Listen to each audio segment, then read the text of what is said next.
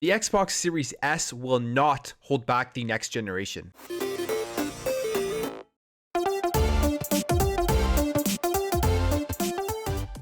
What is up, everybody? Welcome back to another video. Thank you for stopping by. If you are new here and you enjoy what you see throughout this video, I would really appreciate you hitting that subscribe button to help grow this community and help grow this channel. It really does mean a lot. So we can have some great conversations in the comments below. But for now, let's jump into this. So ever since the announcement and the release of the Xbox Series S, it has been a hot topic to discuss whether the specs in the Xbox Series S would be enough to really play next generation games, and if overall it would hold back next gen gaming. Now, people are thinking this because they think that developers are going to have to develop for the lowest console, the lowest powered console, being the Xbox Series S with its only 4 teraflops of power. But where it really makes up for the lack of GPU power is in the CPU with that custom Zen 2 CPU, which is a major upgrade from the previous generation. On top of that, it also has an extremely fast SSD inside, which again, a major upgrade from the last generation. Because of that, I personally believe it's going to be an adequate next generation console to allow you to get 60 frames per second on a lot of games, which I think is going to be the biggest jump from last gen to this gen.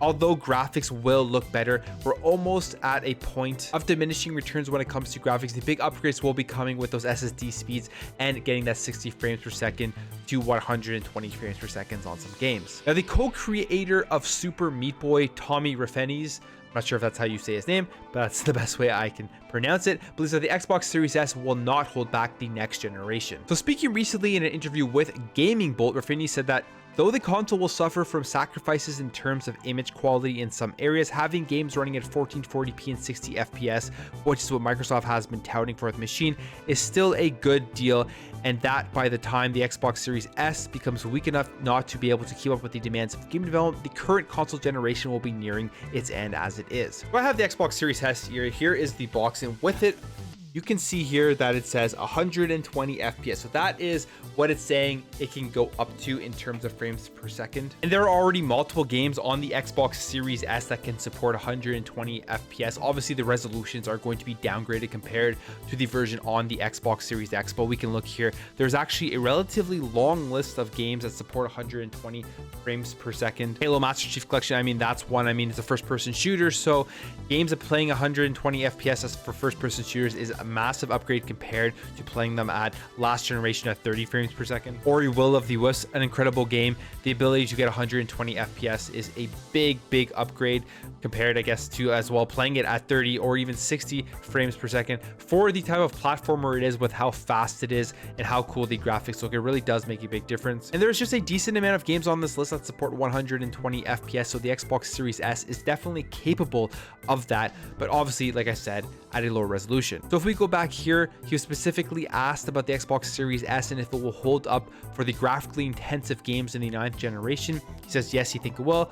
And he says that, I mean, you may have a few less effects, some crustier looking shadows and puddles and stuff, but overall having a game run at 1440p at 60 FPS is pretty great. It might make a difference in 5 to 8 years, but I imagine by then, even the Xbox Series X and PlayStation 5 will be nearing the end of their life cycle if they haven't already been upstaged by their respective bigger, better versions. Now, I completely agree with him when he talks about the Xbox Series S and how I don't think it's going to hold back the next generation. And if it does hold back it in the sense of graphical fidelity, you're obviously not going to have ray tracing on some games. You're obviously going to have to play games in 1080p or 1440p if you want the higher frame rates at 60 frames per second.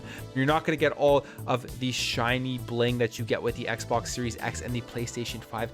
But the fact that you are only paying $299 for a console that can run games at 60 frames per second, I think is an incredible deal. And because of that, it's not going to hold back the next gen, because you're still going to be able to get into the next gen at such a low price point, and you're going to be able to experience games that you cannot experience on the previous generation of consoles, whether that's new next generation games or just playing games at 60 FPS. For example, a game that I've said in many videos that has blown me away on the Xbox Series S is Destiny 2. The jump from playing Destiny 2 on the Xbox One to the Xbox Series S is massive because of that 60 frames per second, because it is a first-person shooter. It does make a big difference, and we've seen more things like that. Another game that really has me excited and just surprised that it has a 60 frames per second mode is Assassin's Creed Valhalla, and that game looks incredible. Now, I'm playing that game on the Xbox Series X, but if you have it on the Xbox Series S, still play it at 60 frames per second. I think that for a $300 console is pretty remarkable. But overall, I've said this in previous videos, and I think just going forward into this next generation, the Xbox Series S is not going to hold back the next gen because it is going to target those higher frame rates more so than that graphic fidelity. And for a lot of people, that's all they need. For people who are looking at pixel counts and looking at the shadows and the jaggedy lines and certain things and how much texture pop in that is, I believe for a lot of things like the Digital Foundry videos where they do those comparisons, those are great for that when you're really looking at it and counting pixels. But overall, when you're just playing games, if you have a 1440p monitor, a 1080p monitor, or 1080p TV, the Xbox Series S is going to be a great solution and a great way to get into the next generation. Anyways, guys, that's it for me. Let me know what you think about this in the comments below. Do you think the Xbox Series S is adequate enough to not hold back the next generation, or do you think it will hold back the next generation? Do you have an Xbox Series S? Are you enjoying it? And overall, what do you care more about, those high frame rates or just having the best graphical fidelity? Thank you guys for watching. If you enjoyed this video, make sure to hit that thumbs up button. If you are new here and you like what you see throughout this video, you enjoy the way that I present the information, you find it interesting, I would really appreciate you joining this community and hitting that subscribe button. It really does do a lot to help me continue to create videos and just overall building this community so we can have some great conversations in the comments below. Again, thank you for watching, thank you for your support, and I'll catch you in the next video.